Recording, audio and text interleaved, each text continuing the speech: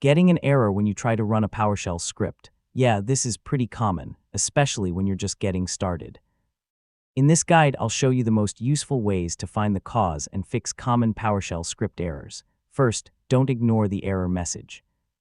PowerShell usually tells you what went wrong and often points to the script and line where the problem occurred. Look for the error type, the file name, and the line number. These details can save you a lot of troubleshooting time. Next, check your script for simple syntax mistakes. Missing quotation marks, brackets, parentheses, or incorrect command names can stop a script from running. If you recently changed the script, review that section first.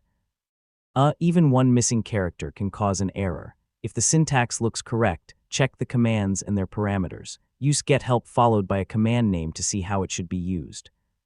You can also use getCommand to confirm that PowerShell can find the command. Make sure required parameters and file paths are correct.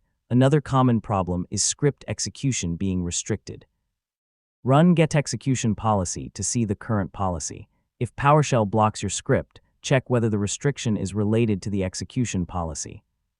On a personal computer, you can review the available policies and choose an appropriate setting for trusted scripts. Now check every important file path in your script. A wrong folder name, missing file, or inaccessible location can cause a script to fail.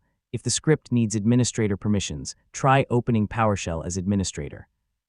You can also use testpath to quickly check whether a file or folder exists. If you're still stuck, break the script into smaller sections and test them separately. This helps you identify exactly which command is causing the problem. You can also add simple output messages with write host to see how far the script gets before it fails. And that's how to troubleshoot common PowerShell script errors. Start with the error message, check your syntax and commands, review the execution policy, verify paths and permissions, and test smaller sections when needed. So take it one step at a time, and you'll usually find the problem much faster.